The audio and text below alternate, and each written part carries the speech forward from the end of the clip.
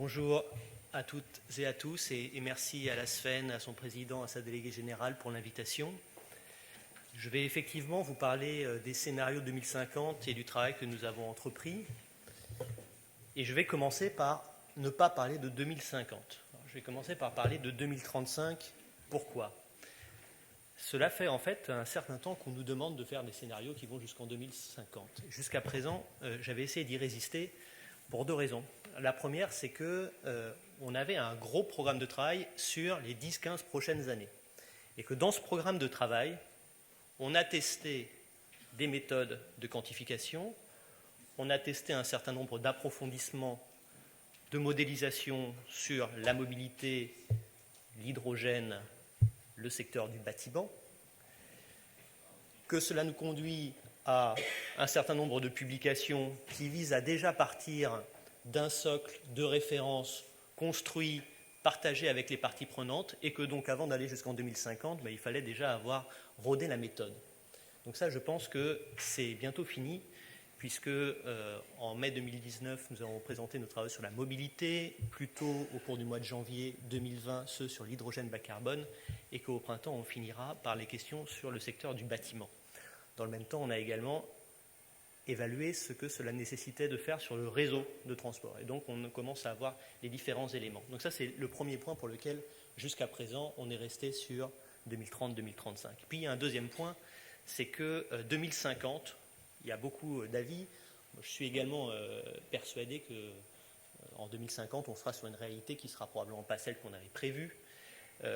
En revanche, ce qui est certain, c'est que regarder un point 2050 sans regarder une trajectoire, ça n'a probablement pas beaucoup d'intérêt. Et que donc, quand on va faire le travail sur 2050, dont je vais parler par la suite, il faudra qu'on s'appuie sur ce qu'on a fait sur 2035 et qu'on voit où sont les points d'inflexion et que c'est probablement un des enseignements principaux qu'il y a à tirer de tout travail de scénarisation, c'est-à-dire à quel moment on a à prendre des décisions, à quel moment certaines options se ferment, soit que l'on ne fasse rien, soit que l'on choisisse de manière effective pour l'une ou l'autre des différentes options qui sont sur la table. Et donc le travail que nous allons essayer de faire sur 2050, il va également s'appuyer sur cette vision temporelle. Alors comment ce travail va-t-il se dérouler ? Nous sommes en ce moment, 2019, début 2020, dans une phase de cadrage des scénarios. Je vais y revenir après pour expliquer comment on entreprend cette phase de cadrage.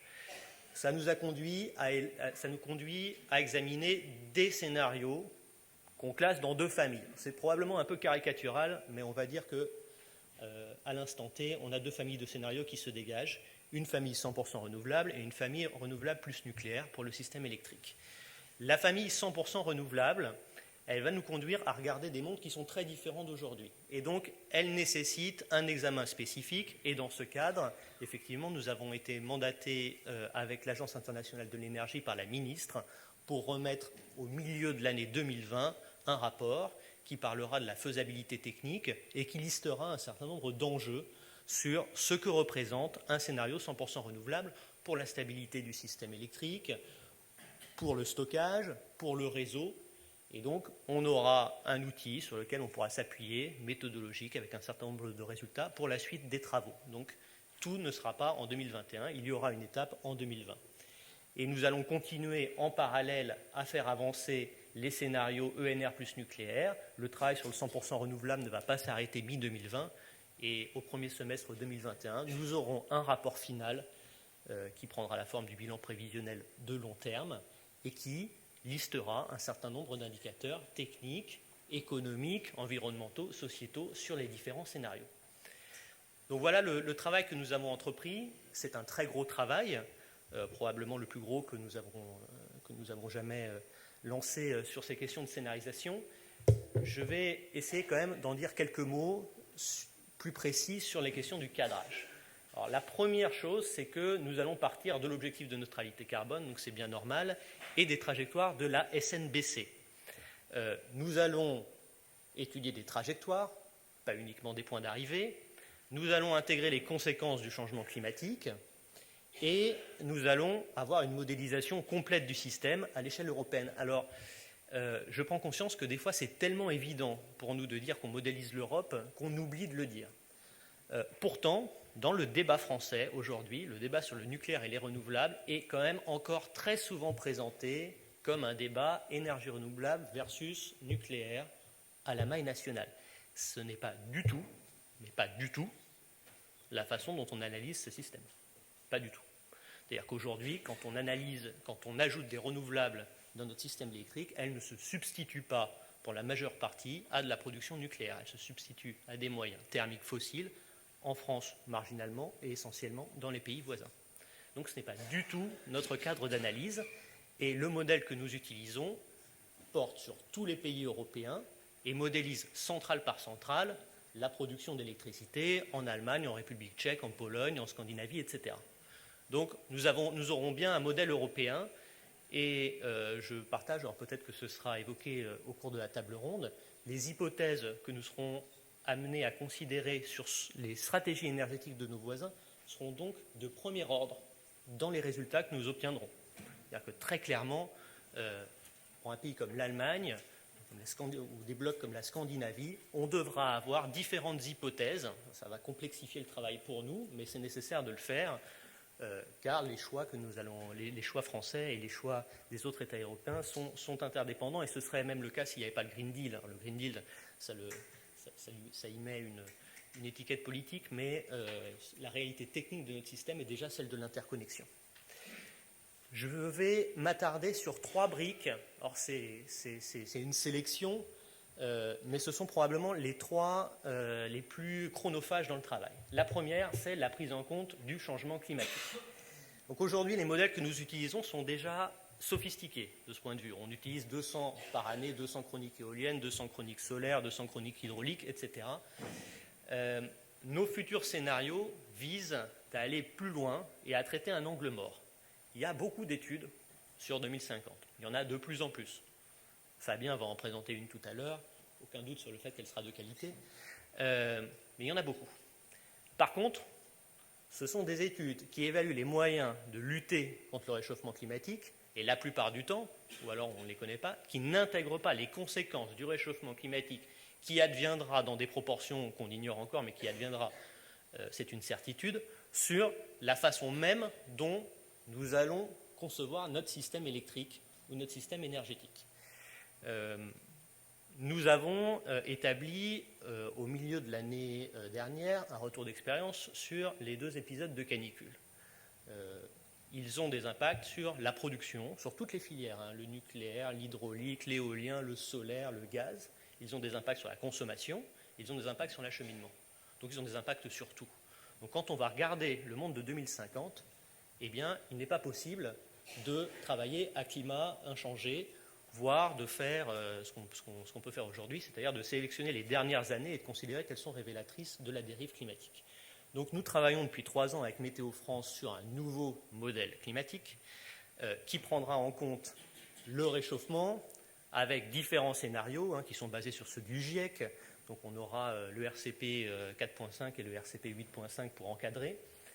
Ces scénarios représenteront les vagues de chaleur et, ce qui est probablement plus stressant pour le système électrique, les périodes de sécheresse longues. Et on pourra en tirer des enseignements sur la façon même dont des systèmes 100% renouvelables ou renouvelables plus nucléaires sont susceptibles de se comporter dans des situations climatiques que nous sommes susceptibles de rencontrer.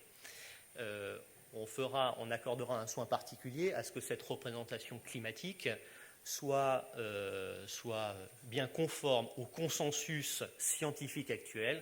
Donc nous avons un modèle que nous faisons avec Météo France. Météo France fait la partie climatique. RTE fait toutes les sorties sur les variables clés du secteur électrique, c'est-à-dire l'hydraulicité, le vent, l'ensoleillement, la température des cours d'eau, l'étiage des cours d'eau, etc. Donc ça, c'est un travail qui prend 3 ans.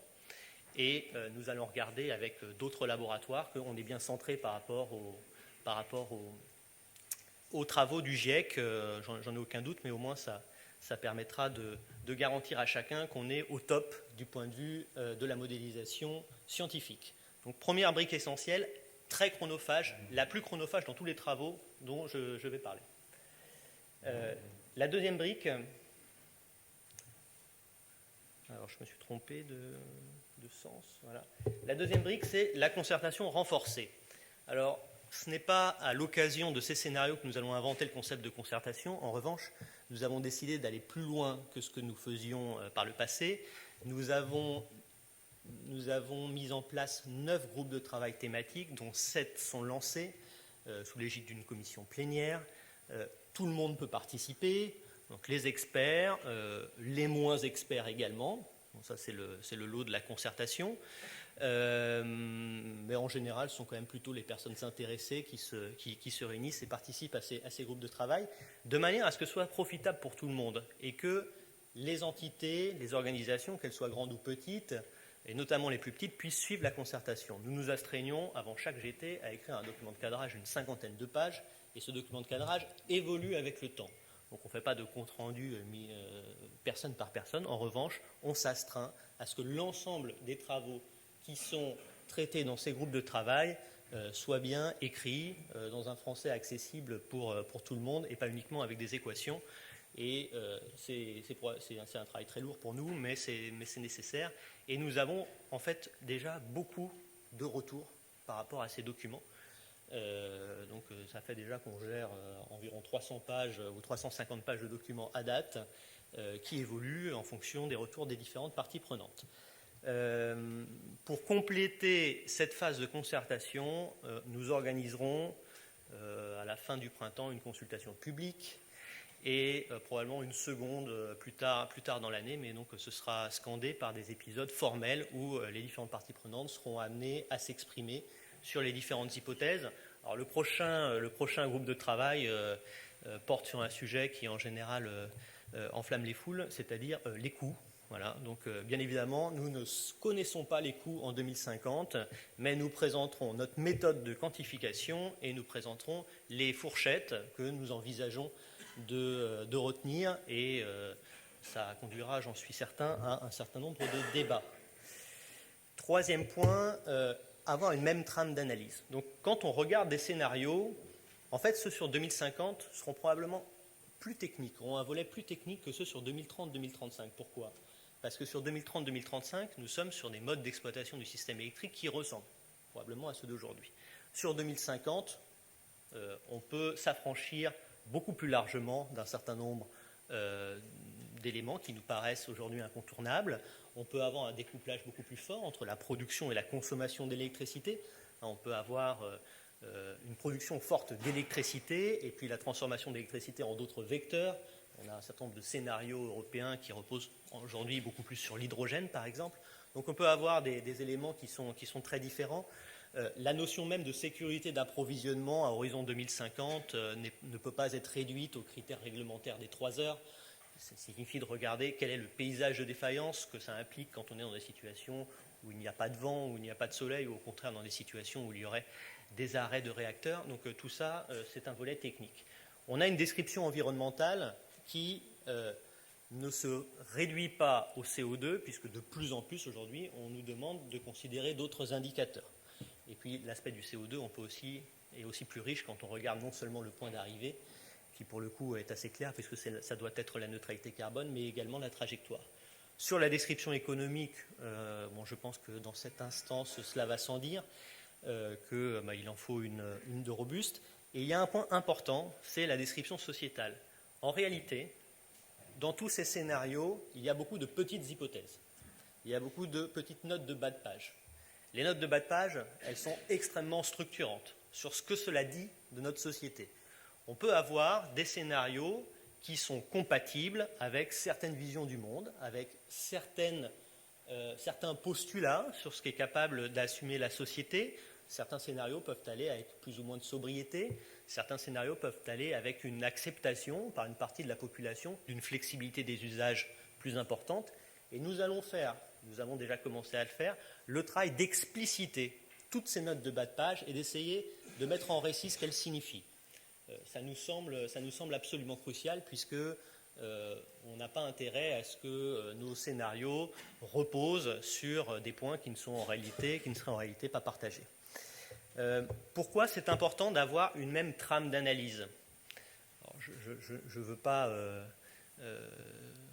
spoiler la présentation de Fabien, mais il a été dit que le nucléaire est une solution sans regret. Je pense que c'est tout à fait entendable. En réalité, il faut savoir qu'aujourd'hui, toutes nos parties prenantes nous disent que la technologie ou leur filière est une option sans regret. Et tous s'appuient sur des analyses de consultants. Donc, ce que nous allons faire, c'est que nous allons... ce que nous allons faire, c'est que... Voilà. Voilà. Mais c'est... Non, pas tous. Elles ont peut-être... Les propos n'ont sans doute pas tous le même degré de travail technique sous-jacent. Nous devons essayer de mettre dans une même trame, de restituer différentes analyses. En réalité, quand vous regardez toutes les études, on parle par exemple d'un point de vue économique très fréquemment de chiffres, mais des fois on parle d'investissement, des fois on parle de coût complet, des fois on parle de soutien public, des fois on parle d'investissement à la maille de la collectivité. En fait, ce sont des analyses qui sont très différentes et il y a tout un travail à faire d'essayer de les remettre dans une même trame. Ça, c'est très chronophage, mais nous allons essayer de le faire et de faire en sorte que nous puissions du coup avancer. Pour conclure, donc c'est un gros travail. Nous sommes dans la première phase en réalité.